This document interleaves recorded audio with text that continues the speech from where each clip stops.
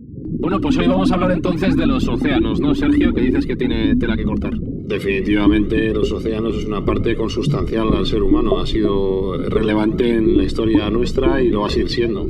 Ajá, sí, Jesús, en la historia hay mucho que conocer de los océanos. Hay mucho que conocer y, hablando de océanos, mucho que profundizar. Espi, a mí este experimento no me convence. Yo creo que salimos a la superficie, ¿eh? Sí, te falta un poco de oxígeno, ¿no? Sí, venga, va. ¡Ya está! ¡Qué respiro! Buscamos los límites de la ciencia, el futuro de la tecnología, el alcance de la mente humana. Esto es Mindfacts.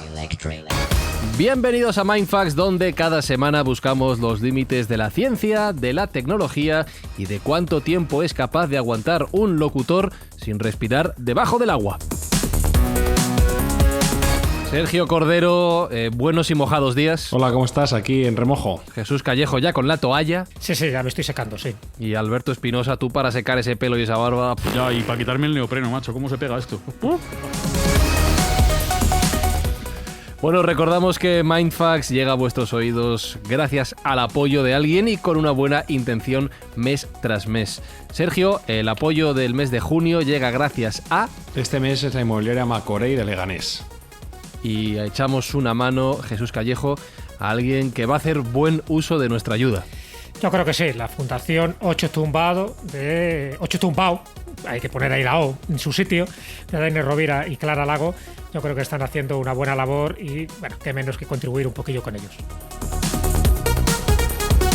Bueno, pues si teníais el neopreno puesto, no os lo quitéis, Espi, porque nos vamos a volver a sumergir. Si no lo teníais, ya sabéis, cogéis el tubito, las aletas, el neopreno si lo tenéis, si no un bañador, y venid con nosotros a zambullirnos en el apasionante mundo de los océanos.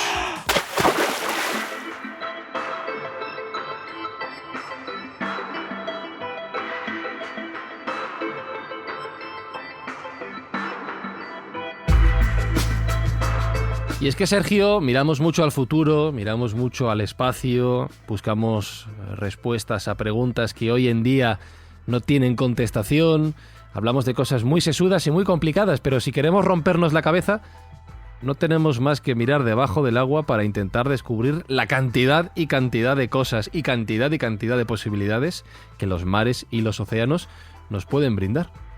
Bueno, definitivamente el ser humano está ligado a la existencia de los océanos y que forman parte de nuestro entorno. Ha estado ahí desde el principio de los tiempos. Incluso hay algunas teorías antropológicas que dicen que hemos llegado a evolucionar al sapiens debido a que empezamos a tomar el omega 3 que nos ofrecían los distintos moluscos y pescados que pudimos pescar en el mar. Espera. Aquí, paramos, Mindfacts. Me estás diciendo de verdad, para gente tan carnívora como nosotros, que el ser humano ha llegado al nivel al que está ahora mismo por comer pescado. Yo dimito de este programa. O sea, no puede ser. ¿Me no estás solo diciendo pescado, eso en serio? Sino cosas como lapas, percebes, cosas que son ¿Me muy estás ricas en diciendo omega 3? que por comer percebes somos la mejor especie del planeta? No sé si somos la mejor, pero de luego la dominante sí. Yo no Parece quiero ser saber que más de esto. Continúa tu discurso que yo dimito, no quiero... Hay el poder del omega 3, ya sabes que es elevado. Madre mía, estoy indignado. Pero bueno, continúa, te escucho, a pesar de esto. Bueno, como te decía, el entorno nos ha marcado como especie, el mar forma parte de nuestro entorno, ha sido muy importante en la historia y en la evolución humana, y hay ciertas teorías que nos vinculan con esa conquista del mar en todos los ámbitos, en el ámbito alimentario, en el ámbito geográfico, y es un elemento que es indisoluble de la evolución humana, con la peculiaridad además de que es muy, muy desconocido.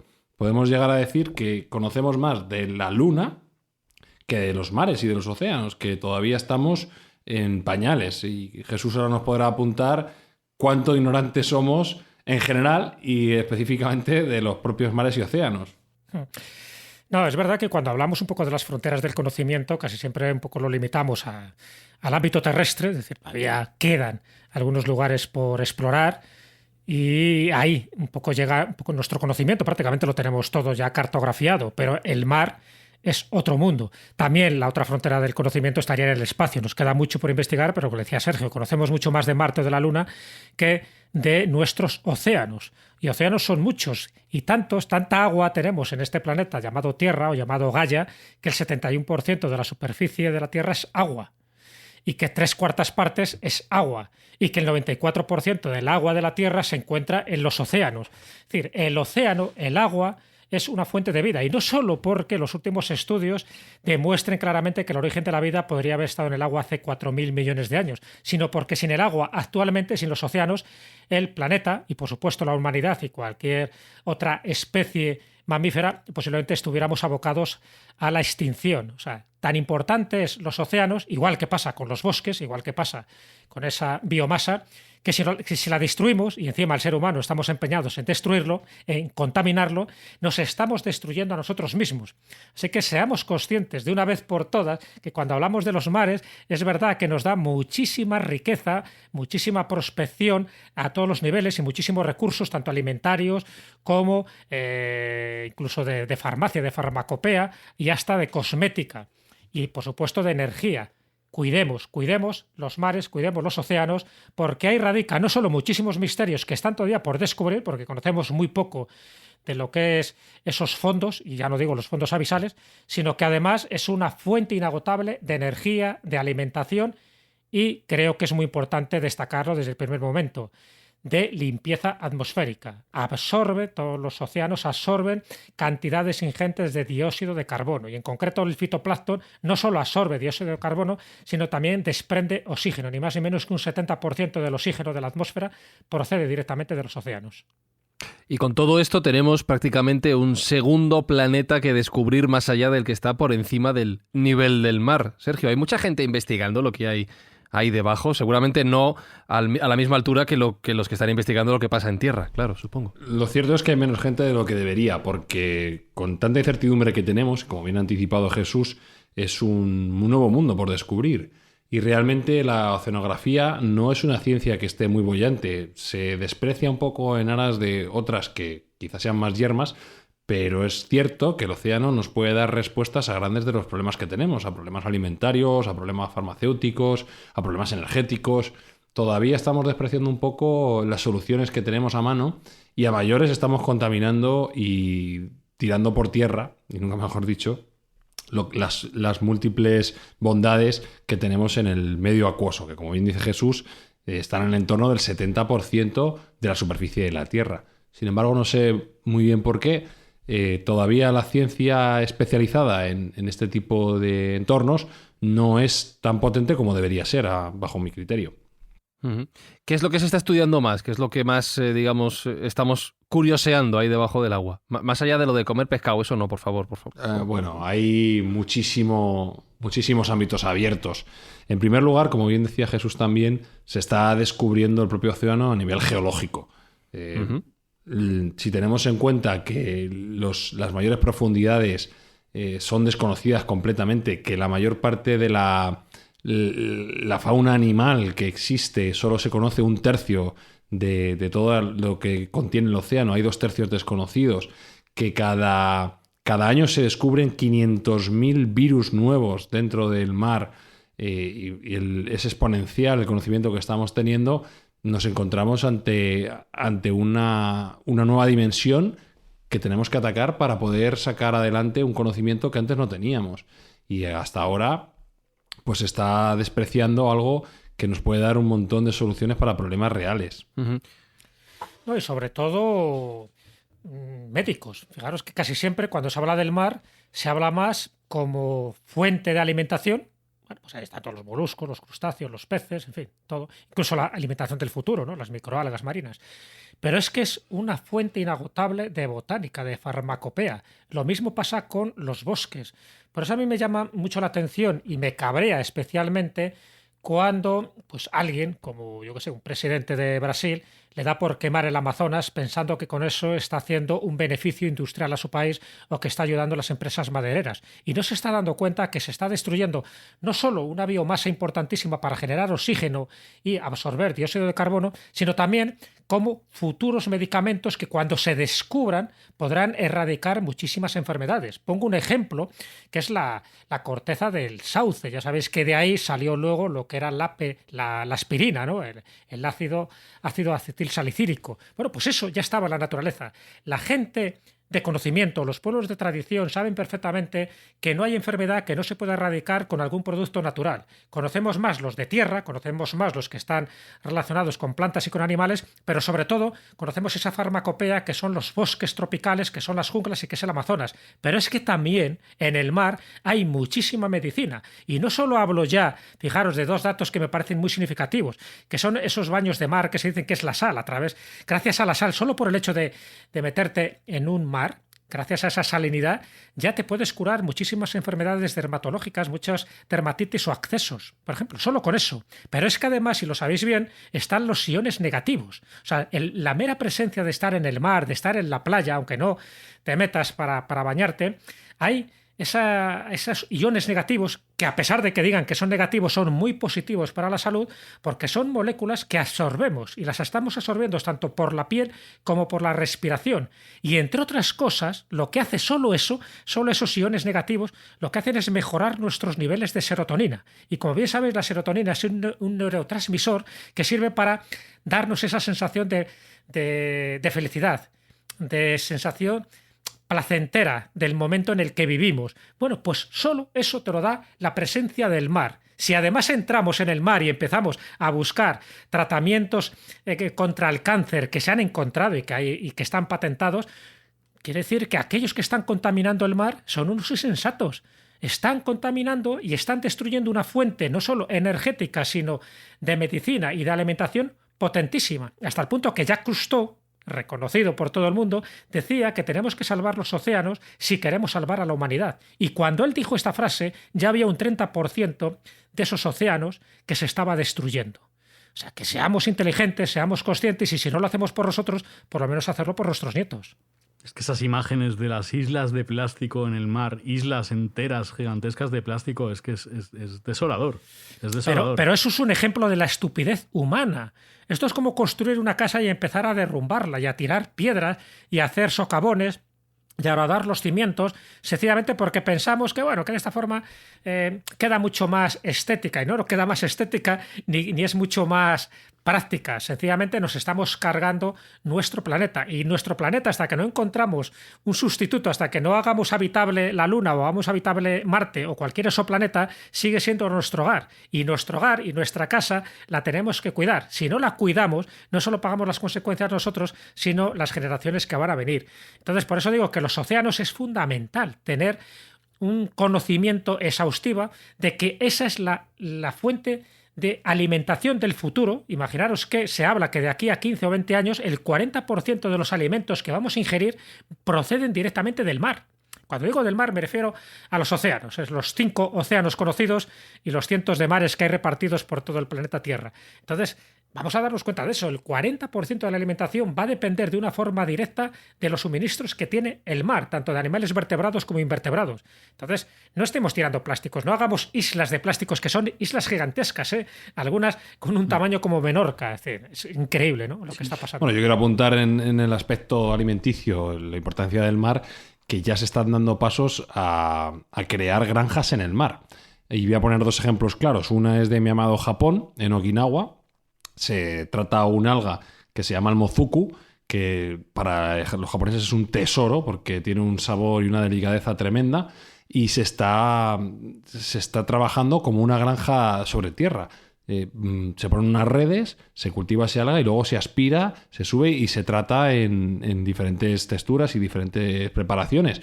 Y se está recolectando y creando como un nuevo neolítico, una agricultura nueva que antes no existía, porque antes las algas se recogían de algares o bueno, no existía el concepto de cultivo de algas. Y como os digo, en Okinawa ya es una potencia económica importante y se está haciendo. Y otro ejemplo que sería también parecido sería las granjas verticales que existen en Canadá.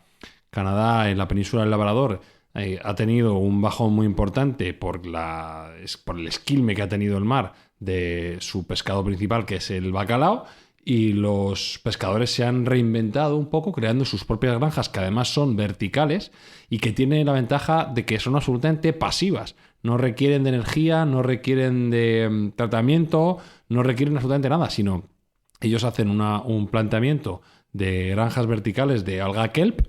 El alga kelp, a su vez, atrae otros seres vivos, como pueden ser las ostras, como pueden ser los mejillones y otros bivalvos, que bueno, les dan una riqueza tremenda sin nada más que tener la preparación previa. No hace falta abonarlas, no hace falta regarlas, no hace falta darles de comer. El propio mar se encarga de todo. Con lo cual hay una riqueza alimenticia, por así decirlo, infinita, que está atrayendo cada vez a más granjeros de este mar, que están cambiando su forma de vida que eran más pescadores. Estamos pasando de un tratamiento de cazadores-recolectores como el Paleolítico al Neolítico, al nuevo Neolítico en el tratamiento del mar, en el cual ya somos agricultores del mar. Oye, Fran, estoy pensando, bueno, a ti es que no te gusta mucho, pero después de estos... Nada, no te gusta nada.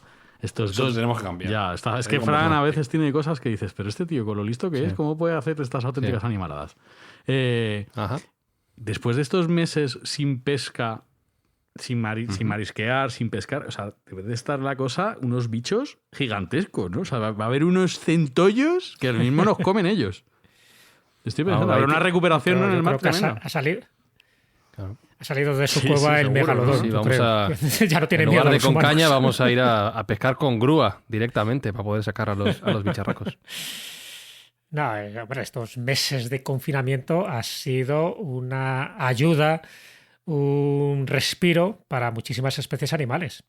Para bien y para mal, porque también se han confiado y al final pues, les va a costar más ir otra vez a sus refugios, a sus guaridas. A ver si es verdad. Pero está claro, eso además siempre se ha dicho, si la especie humana desapareciera, el planeta seguiría con vida y seguiría regenerándose, entonces pues habría otra especie inteligente que podrían ser los monos o cualquier otro mamífero.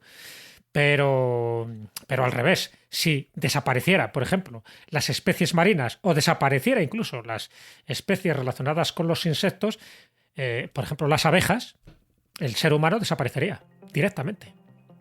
O sea, no nos damos cuenta de eso.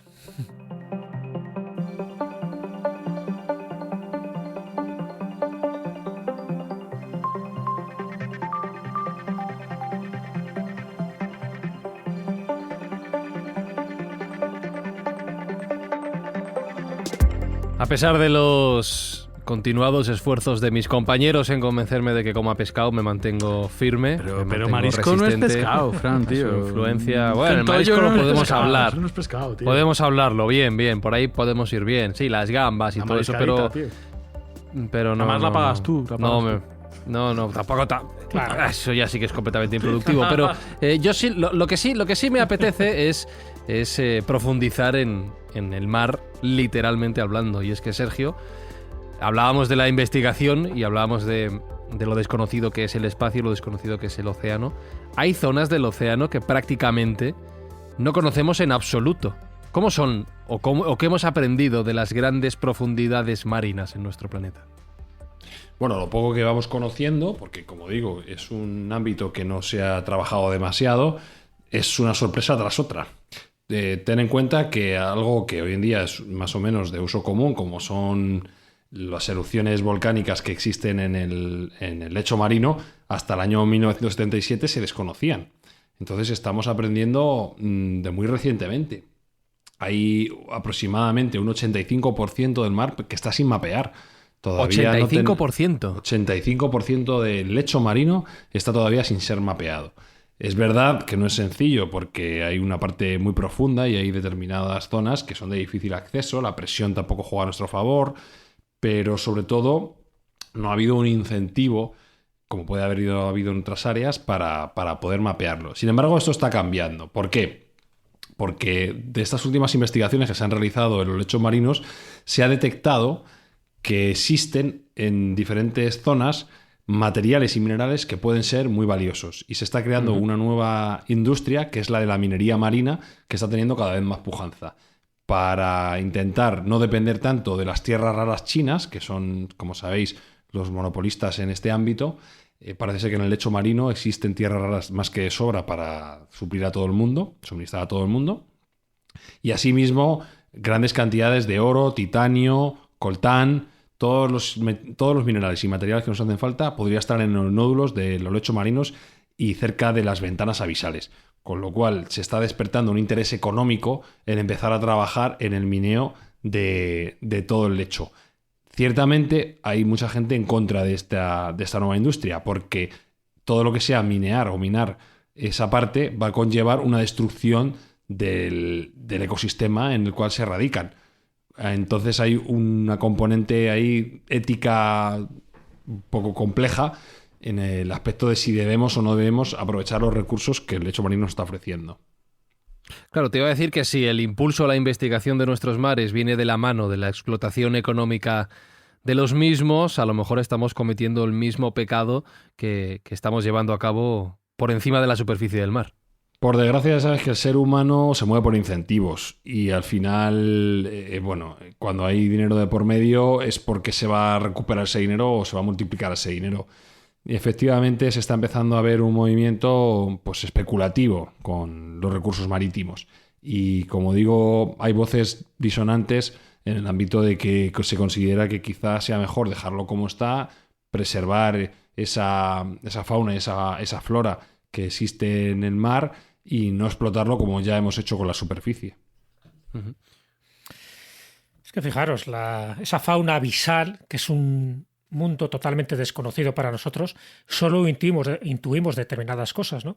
Sabes que esa fauna abisal está repleta de animales que tienen que sobrevivir utilizando sus recursos, porque la presión es altísima y la oscuridad es absoluta. Y eso, fijaros, nos va a dar dos consecuencias creo que muy positivas. Por una parte, cuando seamos capaces de crear batiscafos que puedan adentrarse en esos 4.000 o 6.000 metros de profundidad, que es donde mejor vive, ¿no?, esta fauna abisal, esa región afótica que se llaman, es decir, una región que no hay luz natural, y que estamos hablando de 17.000 especies diferentes de animales, 17.000 de las que más o menos tenemos constancia, puede haber muchísimas más, ¿no? Pero además de que esos animales criptozoológicos que ahora no conocemos empezarán a ser conocidos y por lo tanto clasificados, también ver sus cualidades. Ya sabéis que una de las cualidades que tiene esta fauna abisal es la bioluminiscencia. Claro, al no haber luz natural, ellos tienen que utilizar una serie de luces, igual que pasa con las luciérnagas, para distintas cosas, ¿no? Para camuflaje, para señales luminosas que se puedan dar entre sus especies para transmitirse mensajes, lo que sea. Pero lo importante de cara al ser humano es que cuando algún día lleguemos a explorar, analizar y ver las aplicaciones que tienen, por ejemplo, estos peces abisales como la bioluminiscencia, y utilizar una enzima que se llama la luciferasa, tendría y está teniendo, de hecho, unas aplicaciones biotecnológicas muy importantes.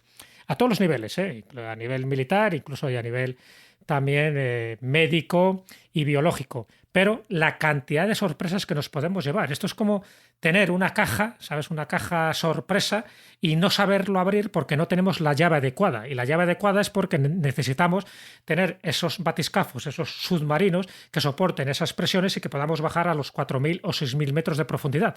Teniendo en cuenta que la mayor profundidad, como bien sabéis, está en la fosa de las Marianas. Y estamos hablando de 11 kilómetros, 11.000 metros de profundidad. A saber lo que nos podemos encontrar ahí. A lo mejor tiene razón Lovecraft y tenemos una civilización submarina por ahí inteligente esperando su momento. Qué chulo. Claro, Ana Espi. No, estaba chulo, dijo de Lovecraft. Ah. O Aquaman. O la Atlántida. O Aquaman. Claro, con esto que describe Jesús, Sergio, de por un lado que necesitamos tener los vehículos adecuados para poder llegar a esas profundidades y por otro lado que vete tú a saber qué formas de vida, ya no digo qué especies, qué formas de vida nos encontramos ahí abajo, es que vuelvo al paralelismo de antes, parece que los océanos es algo tan intrigante como nuestro propio universo, como el espacio. Hay un paralelismo muy claro. Hay 2/3 de la fauna que no se conocen directamente. Estamos hablando de cientos de miles de especies. Y además, si atendemos a las características, como bien decía Jesús, del lecho abisal, pues probablemente sean muy parecidas a los que nos podamos encontrar en mundos extraterrestres. Muchos teóricos y astrónomos están empezando a mirar hacia abajo, hacia las fondas abisales, para entender lo que puede haber en sitios tan lejanos como Europa. Y no digo Europa al continente, sino la luna el satélite. El satélite, correctamente. Ajá. Entonces, teniendo en cuenta que, como bien ha dicho Jesús, no hay luz, no hay casi un entorno que sea amigable para la vida, pero luego se han encontrado diferentes bacterias, microbios y seres de todo tipo que están medrando ahí sin ningún tipo de problema, es que la vida es mucho más resiliente de lo que nosotros nos pensamos. Es que puede haber vida en cualquier sitio donde haya calor. Es que estamos hablando de que se han encontrado microbios que no necesitan ni siquiera oxígeno, que sobreviven en amoníaco. Hay una variedad absoluta de seres vivos que ni nos planteábamos porque pensábamos que no cumplían los requisitos mínimos. Y eso nos puede hacer que miremos hacia afuera con mucha más curiosidad. La parte zoológica que estamos desconociendo nos puede abrir la puerta a mundos exteriores. Fíjate, has hablado del amoníaco. Dentro de esas especies abisales hay algunas que evidentemente estábamos hablando de casi minúsculas como microorganismos, pero hay otras que tienen un gran tamaño.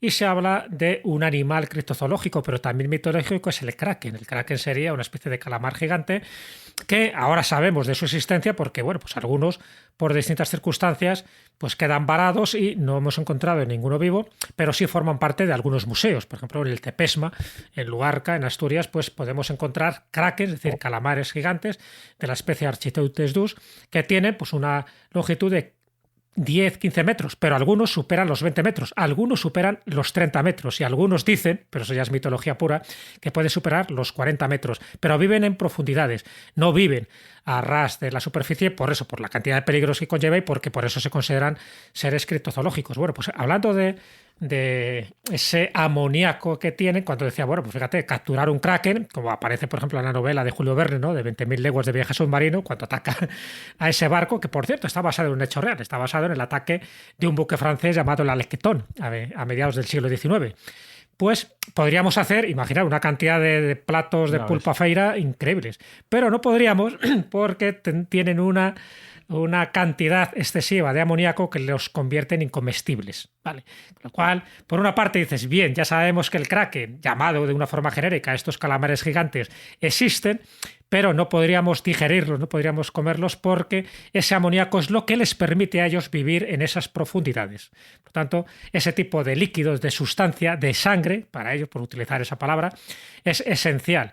Y por eso también decía que cuando encontremos un poco esta fauna y la empecemos a analizar y a estudiar esas enzimas, esas proteínas que tienen estos animales abisales, nos pueden ayudar mucho para muchas cosas de nuestra vida. Imagínate, si ellos son capaces de sobrevivir en circunstancias tan extremas, eso inyectado, por ejemplo, a determinados pacientes, pues puede ser una solución de vida o de prolongación de la vida gracias a esas enzimas, a esas proteínas que pueden tener este tipo de animales. Es como una posibilidad de las miles de posibilidades que existen a la hora de averiguar los misterios de estas profundidades. Por eso digo que es una caja de sorpresas absoluta lo que tenemos en el mar, pero nos faltan las llaves para abrirlas, para estudiarlas, para comprenderlas y sobre todo para utilizarlas.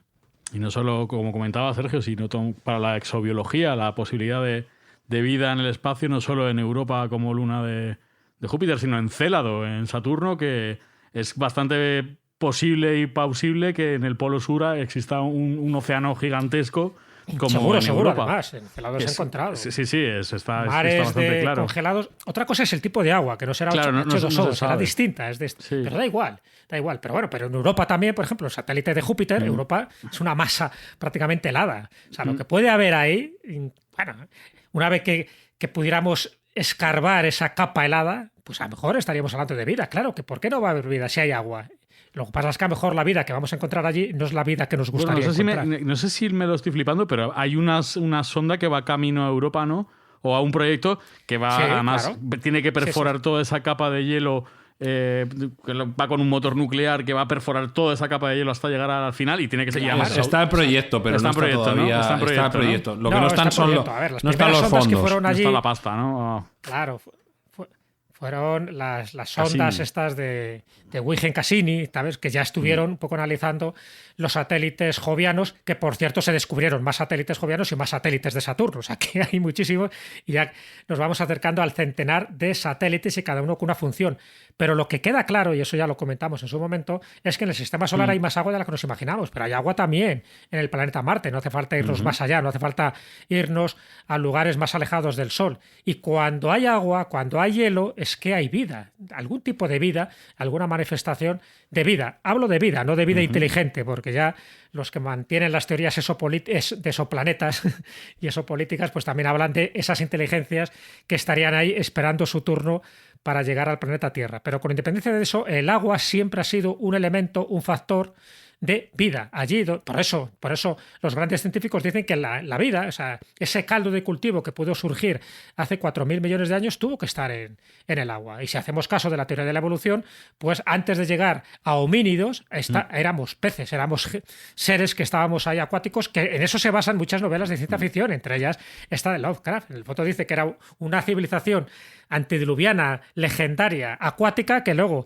salimos a tierra, algunos se quedaron en su hogar, en su acogimiento marítimo, y otros pues tuvieron la aventura de caminar con dos patas, ¿no? Con dos piernas, y así nos ha ido. Por lo tanto, cuidado que cuando hablamos de este tipo de teorías, algunos dicen, pero algunos de una forma muy documentada, que hay seres más inteligentes de lo que nos podemos imaginar allende de los mares. Y no solo estoy hablando de cachalotes y delfines, sino de otro tipo de criaturas que todavía no han sido catalogadas. No nos olvidemos que toda la vida viene del mar.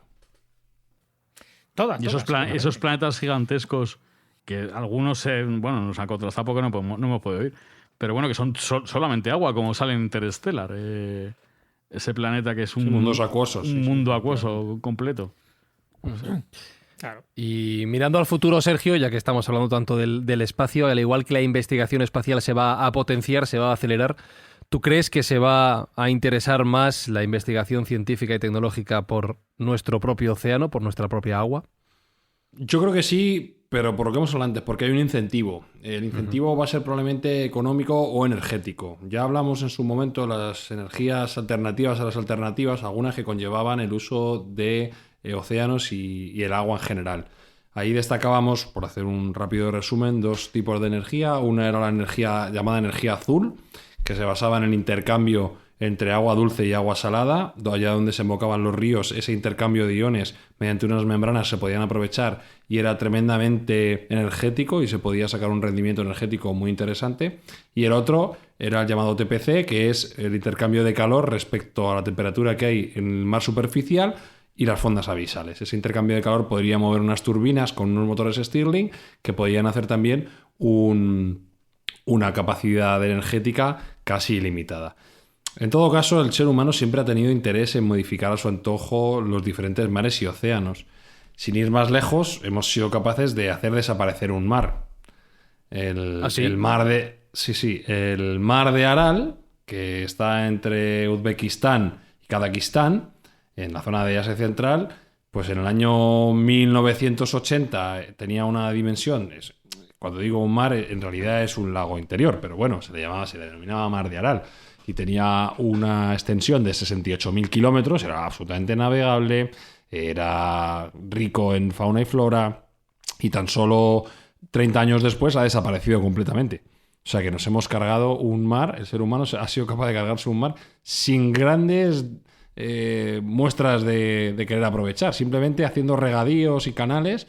Allí los rusos parece ser que se les fue un poco la mano y es interesante, si alguien puede verlo y quiere verlo en la Wikipedia, ver el contraste entre la vista de satélite del año 89 a la de 2014, pues se ha esquilmado completamente y es una lástima. Y no solo hemos esquilmado, como digo, este mar, sino que tuvimos intención de esquilmar otro, o de al menos de desecarlo. Y este sí que nos afecta directamente, porque estamos hablando de que hubo un proyecto para desecar al mar Mediterráneo. ¿Pero cómo? ¿Qué me estás contando? Sí, como lo oyes, un proyecto para desecar al mar Mediterráneo y aprovechar ese deseque para generar electricidad y energía para toda la Europa. También hay que decir que es una idea de la Europa de entreguerras. Es una idea un poco peregrina, pero que estuvo encima de la mesa y que se llegó a valorar. Es el proyecto llamado Atla Europa. ¿de acuerdo? Y esto se propuso por un alemán que se llamaba Sorgel, no sé si lo estaré pronunciando bien en alemán, Hermann Sorgel. Perfecto. Muchas gracias. Que su intención era claramente hacer una presa desde Gibraltar hasta Marruecos, cortar el tránsito del Océano Atlántico al Mediterráneo, hacer que bajase el mar en 300-400 metros y crear una presa para generar energía eléctrica para toda Europa. Como concepto energético no está mal, ahora las consecuencias que pudiera haber llevado serían inimaginables.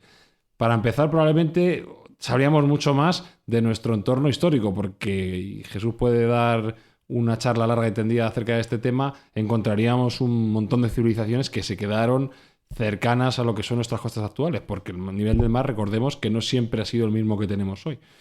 Pero bueno, este concepto finalmente fue incluso propuesto a la Alemania nazi y los nazis lo descartaron. No lo debieron ver importante. Sobre todo entendían que darle ventaja y dar energía a toda Europa a ellos no les aportaba gran cosa y finalmente se descartó. Pero es interesante ver el proyecto, hay planos, como hay un poco imágenes de cómo quedaría la presa finalmente y cómo se desecaría ese Mediterráneo, que sería muy distinto al que conocemos actualmente, lo cual es un proyecto que a mí me parece que es muy interesante. No, totalmente, es verdad. Incluso en el pasado, en fin, ya desecar un mar es más complicado, salvo que se den, pues eso, cambios climáticos, como ha ocurrido, pero desviar cursos de río se ha hecho, ¿no? El Nilo, de hecho, se dice que antiguamente pues, tuvo un curso diferente y que los egipcios fueron capaces, ¿no?, de cambiar ese curso que va en dirección contraria. Lo lógico es que fuera de norte a sur y sin embargo va de sur a norte, parece que va en una dirección diferente. Pero, por poner un ejemplo, ¿no?, es cierto, de esas líneas de actuación que tiene el ser humano, que a veces pues, son perniciosas, pero a veces, pues bueno, pues podemos sacar un cierto provecho. Y estoy hablando del mar muerto. Fijaros que el mar muerto, que es cierto que es un mar donde no puede haber vida, sencillamente por la cantidad de sal mineral que hay, ¿no? Y además porque está a unos 400 metros por debajo del nivel del mar. Es el único mar que está por debajo del nivel del mar. Eso ya de por sí es muy llamativo. Pero bueno, tiene una salinidad. Las razones son muy variadas y no vamos a entrar en ellas. Pero esto, que en principio sería un lugar exento de vida, sin embargo, sí puede dar muchos beneficios al ser humano. ¿Y sabéis en qué? Cuando alguien va al mar muerto, yo he estado allí, por ejemplo, ¿no? Y sabéis que no te puedes hundir. Puedes coger un periódico, te sientas y sin hundirte estás flotando y puedes leer un periódico. Pero, ¿qué otras funciones tiene terapéuticas y beneficiosas para el ser humano dentro de algo que en principio parece que es una aberración de la naturaleza, un mar muerto donde no puede crecer la vida? Pues sería la fangoterapia, el barro. Ese barro que tú te echas en la piel, que te pones ahí como un bendito de fango, que no solo se da ahí, también sabéis que en el Mar Menor, por cierto, en Murcia, pues también hay una parte de esa terapia utilizada el barro o el fango, que para la piel, para los problemas de eczemas, son fundamentales también. Entonces, bueno, me llama mucho la atención porque se puede sacar vida hasta donde no hay vida, es decir, se puede ver belleza en lugares donde prácticamente han sido devastados, ¿no? Porque para que ese mar muerto llegara a la situación que está, tuvo que ocurrir una catástrofe in illo tempore muy radical para que eso ocurriera. Pero aún así, es decir, de estas cosas podemos sacarle provecho. Pero también lo que decía Sergio, muchas de las civilizaciones de las que ahora desconocemos y que las llamamos civilizaciones desconocidas es porque a raíz también de otra hecatombe, de otra catástrofe ocurrida normalmente hace 12.000 años, esa fecha mítica, hizo que el nivel del mar subiera, pero subiera unos 60-70 metros y todas las civilizaciones, todas las ciudades costeras civilizadas, desarrolladas, quedaron automáticamente sumergidas. Seguir el rastro de todo eso sería apasionante porque nos daría pie a toda una investigación oculta de las culturas, de las civilizaciones que nos precedieron y de las que ahora solo tenemos constancia a través de leyendas o de mitos porque están debajo del mar. Y no están debajo del mar hace 300 o 400 años, hace 12.000 años. Y seguir, ya digo, la pista histórica o prehistórica a una civilización de hace 12.000 años es difícil si estaba al lado del mar. a diferencia de Göbekli Tepe, por ejemplo, esa gran ciudad que se ha encontrado en Turquía, que sí la podemos investigar y tiene esa misma antigüedad de 12.000 años, sencillamente porque estaba alejado de las costas marinas. Pues digo que el mar es una fuente de energía y de vida, pero también es una fuente destructiva, por cuando sobre todo sube su nivel del mar a causa de alguna catástrofe natural. El problema de estas épocas que vivimos es que esas catástrofes las está causando el ser humano. Y eso es lo triste y eso es lo penoso, que seamos los humanos los que nos estamos cargando una fuente de vida infinita y además totalmente universal.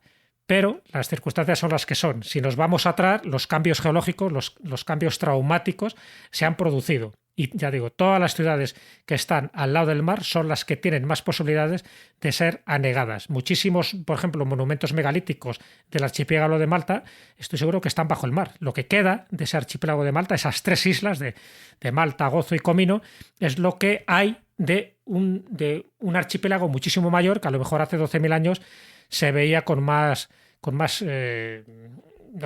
espectacularidad, y algunos de esos monumentos megalíticos que están considerados los más antiguos de Europa estarían bajo el mar. Eso nos priva de mucha información vital para conocer los orígenes del pensamiento humano, los orígenes de la humanidad y posiblemente los orígenes a muchos misterios que ahora consideramos insolubles, insalvables. Y son insalvables porque están sumergidos, no por otra cosa. Me quedo con el mensaje de que hay que cuidar nuestros océanos, nuestros mares. Habéis mencionado varios casos que son tremendos. Tenemos ahí, lo has mencionado tú, Jesús, el del Mar Menor, aquí en España, en la zona de Murcia, que está en un estado terrible y que hay que recuperar. Pero me ha dejado loco el proyecto de desecación del Mediterráneo y solo me queda una pregunta, Espi. Si este señor, no me acuerdo cómo se llamaba, hubiera llevado a cabo esa idea tan loca, hoy por hoy, ¿dónde veranearían los alemanes? Efectivamente.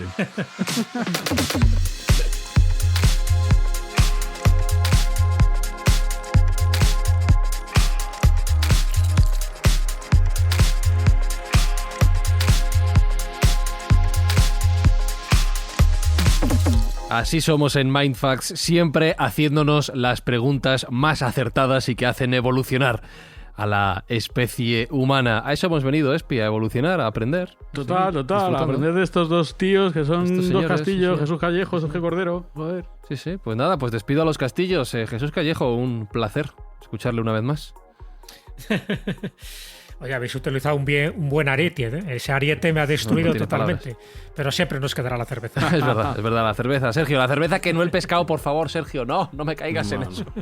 No. Ruborizado todavía de que me comparéis con el maestro Callejo, pero la verdad que lo hemos pasado bien bebiendo cerveza y hablando del mar. Por cierto, recordamos, Sergio, que Mindfacts llega a nuestros oídos gracias al apoyo de... Este mes, la inmobiliaria Macorrey de Leganés. Y que tenemos una buena acción en mente para el mes de junio, Jesús, que se trata de ayudar a... De la Fundación Ocho Tumbao, de Dani Rovira y Clara Lago. Pues nada, Mindfactors, una semana más, gracias por escucharnos. Ya sabéis que estamos disponibles en las plataformas de podcast donde nos escuchéis para que nos dejéis vuestros comentarios, vuestras puntuaciones, vuestras 5 estrellas. Si son menos de 5, no os molestéis, tampoco pasa nada. No os molestéis. Estamos en Twitter, @Mindfacts_, para que nos escribáis lo que queráis. Jesús Callejo, Alberto Espinosa, Sergio Cordero y un servidor, Fran Izuzquiza. Me despido como les gusta a mis compañeros que haga. Hasta la semana que viene. Chao. Mindfacts llega cada semana a tus oídos a través de Spotify, Apple Podcast, iVoox, Google Podcast o tu aplicación favorita. Búscanos en redes sociales. Somos Mindfacts. El profesor Aronnax. Le conozco a través de sus escritos. Todavía le queda mucho que aprender el profesor. Su libro es brillante, pero carece de proyección. Ha llegado con su trabajo solo hasta el límite que las ciencias terrestres permiten. La verdadera historia de las profundidades del océano comienza donde usted terminó. Maravillas que desafían mis poderes de descripción. Secretos que son míos ahora y que estaría dispuesto a compartir con usted.